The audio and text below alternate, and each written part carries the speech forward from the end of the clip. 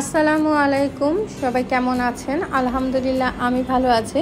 আর একটা নতুন গল্প নিয়ে চলে আসলাম আপনাদের সাথে। আশা করছি পুরো ভিডিও জুড়ে আমার সাথে থাকবেন।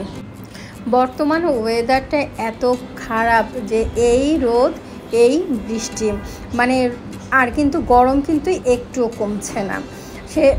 মানুষের সেই সাথে প্রচণ্ড জ্বর হচ্ছে, গলায় ব্যথাও হচ্ছে, শরীরে ব্যথা হচ্ছে।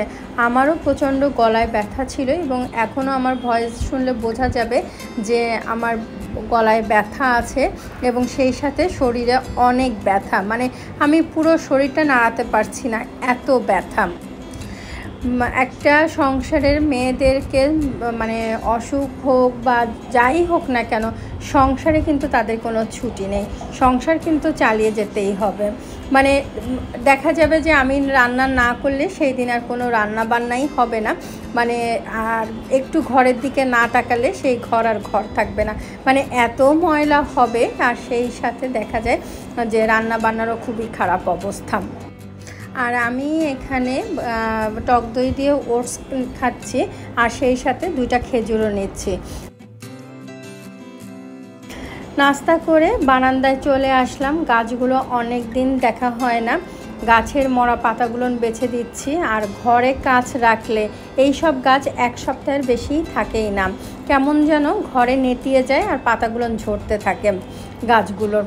তা ভাবলাম অনেক দিন রাবার গাছ আনি না, সেই জন্য রাবার গাছটা নিয়ে আসলাম ঘরে। আর তারপরে আমি রান্নাঘরে চলে আসলাম। আগের দিনের যে প্লেটগুলো ধুয়ে রেখেছিলাম সেইগুলো জায়গা মতো রেখে দিচ্ছি। আর একটা কথা শেয়ার করছি, সেটা হচ্ছে আমার ভিডিওর কোনো অংশ যদি আপনাদের ভালো লেগে থাকে তাহলে আমার ভিডিওটা লাইক, কমেন্ট, শেয়ার করে আমার সাথে থাকবেন। আর সেই সাথে আমার চ্যানেলটি সাবস্ক্রাইব করে আমার পাশে থাকবেন, তাহলে আমি নতুন নতুন ভিডিও বানানোর উৎসাহ পাবো। আর এই আবহাওয়ায় এই বৃষ্টি এই রোদ, যার জন্য আমি যে কাপড় কাচবো সেই কাপড়গুলোও কাচা হয়নি। কারণ যেদিনে আমি কাপড় কাচি সেই দিনে দেখা যায় যে মনে হয় বৃষ্টির সাথে আমার শত্রুতা আছে, সেদিনে ঝুম বৃষ্টি হয়।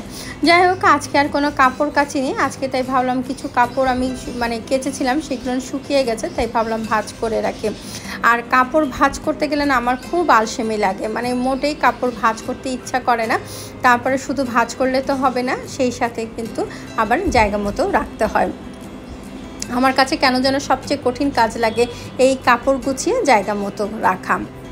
আমি আবার মাঝে মাঝে আমার বাচ্চাদের দিয়েও কাজ করাই। আমার 2টা ছেলে, আমার যেহেতু মেয়ে নেই, আমাকে কে হেল্প করবে? আমার ছেলেরাই তো আমাকে হেল্প করবে। এই কথা বলে আমি সবসময় আমার ছেলেদের দিয়ে কাজ করাই।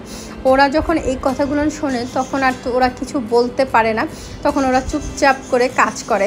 তারপরে কিন্তু ডাকলেও আর আসতে চায় না, ওরা আর কাজ করতে চায় না। তারপরও ছোট মানুষ তো, এদেরকে চেষ্টা করি কাজ করানো। তারপরে বলি যে তোমরা বিদেশে গেলে কী করবা? সেই তো তোমরা সেই একই তো কাজ করবা, কেন? তাহলে মাকে একটু উপকার করো। আর আমার বড় ছেলে একটু সহজ সরল, সে বলে হ্যাঁ আম্মু বলো, তুমি বলো, আমরা কাজ করে দিচ্ছি। আর ছোটটা বলে যে হাসতে থাকে, কিছু বলে না, হেসে চলে যায়। চালাকি আর কি। দুপুর হয়ে গেছে, এখানে আমার বোনের সাথে কথা বলছি আর রান্না করছি। আজকে মুরগি রান্না করছি, সেই সাথে হচ্ছে আমি বরবটি ভাজি করেছি। আর মুরগিটা কিন্তু রান্না করেছি আমি কাঁঠালের বিচি দিয়ে। আপনারা কি কেউ কখনো খেয়েছেন কাঁঠালের বিচি দিয়ে মুরগি রান্না? খেয়ে দেখবেন, খুব মজা লাগে।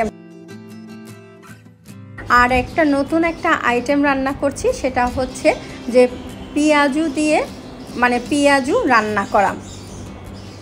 এটা পেঁয়াজুর মতো করে আমি প্রথমে ভেজে নিচ্ছি লবণ দিয়ে, আর হচ্ছে পেঁয়াজ আর কাঁচামরিচ দিয়ে মাখিয়ে প্রথমে ভেজে নিচ্ছি। ভাজার পরে তারপরে এটা আমি রান্না করব। এটা কিছুটা হচ্ছে মাছের ডিম যেভাবে রান্না করে বা মাছের কোপ্তা যেভাবে রান্না করে ঠিক সেইভাবে রান্না করাটা।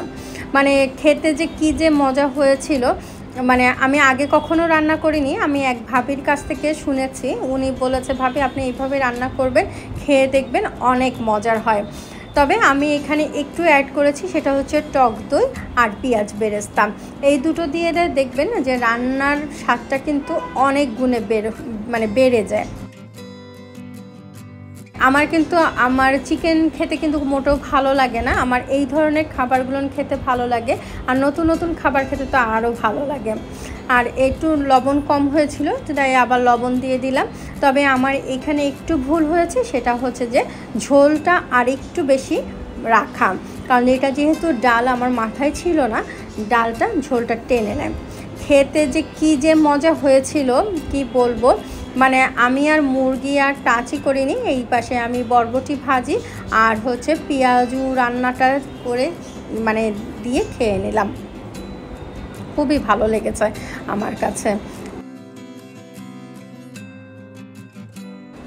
বিকেলবেলা আমার এক বান্ধবীর সাথে মানে ফোন দিল যে জিনাত তুই চলে আয়, আমরা একসাথে বসে কোথাও কফি খাই।